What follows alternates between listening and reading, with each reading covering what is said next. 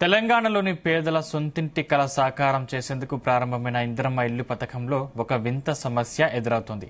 సొంత స్థలం ఉన్న నిరుపేదలు నిర్మించుకుంటున్న ఇళ్ల విషయంలో ప్రభుత్వం పెట్టిన కొలతల గీత దాటితే వారిని అనర్హులుగా ప్రకటిస్తున్నారు. సరైన అవగాహన లేక ఉన్నంత స్థలంలో ఇల్లు కట్టుకుంటున్న లబ్ధిదారులకు ఇది పెద్ద షాక్గా మారుతోంది. లబ్ధిదారులకు అధికారులు ముందుగా ఇంటి నిర్మాణంపై స్పష్టమైన అవగాహన కల్పించకపోవడంతోనే ఈ సమస్య తలెత్తుతోందని బాధితులు గగ్గోలు పెడుతున్నారు.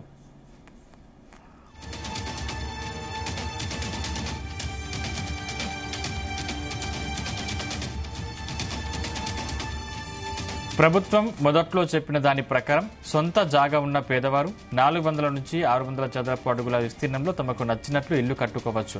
దీనికోసం ప్రభుత్వం విడతల వారీగా 5 లక్షల ఆర్థిక సహాయం అందిస్తుంది. అయితే కొంతమంది లబ్ధిదారులు ఏ నిబంధనను సరిగ్గా తెలుసుకోలేకపోయారు. తొందరపాటులో 600 చదరపు అడుగుల కంటే ఎక్కువ స్థలంలో నిర్మాణం చేపట్టారు. ఇప్పుడు వారికి మొదటి విడతగా వచ్చే ₹1,00,000 నిలిచిపోయాయి. 600 చదరపు అడుగుల కంటే ఎక్కువ స్థలంలో ఇల్లు కట్టుకున్న వారు పేదవారు కారని, వారికి ఈ పథకం వర్తించదని అధికారులు తేల్చి చెప్తున్నారు.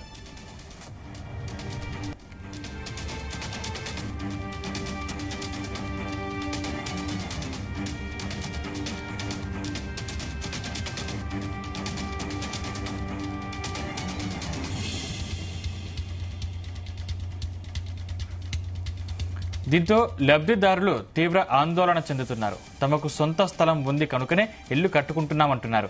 కానీ తాము ధనికులం కాదంటున్నారు. ఇందిరమ్మ ఇల్లు నిబంధనల గురించి తమకు అవగాహన లేదంటున్నారు.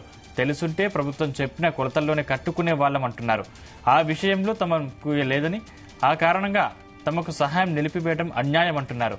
ప్రభుత్వం ఈ విషయాన్ని మానవతా దృక్పథంతో పరిశీలించి తమకు న్యాయం చేయాలని ఇందిరమ్మ ఇళ్ల లబ్ధిదారులు వేడుకుంటున్నారు.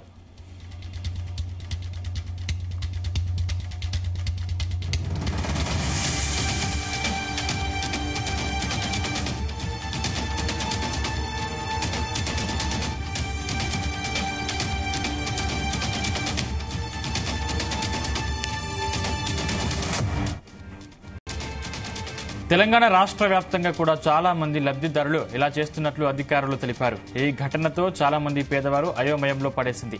అయితే నిబంధనల ప్రకారం 600 చదరపు అడుగుల కంటే తక్కువ స్థలంలోనే ఇంటి నిర్మాణం చేపట్టాలని అధికారులు స్పష్టం చేస్తున్నారు. ఇలా ఉండగా తెలంగాణలో ఇప్పటికే మొదటి విడత కింద లబ్ధిదారుల ఎంపిక పూర్తి కాగా త్వరలోనే రెండో జాబితాను విడుదల చేయనుంది ప్రభుత్వం.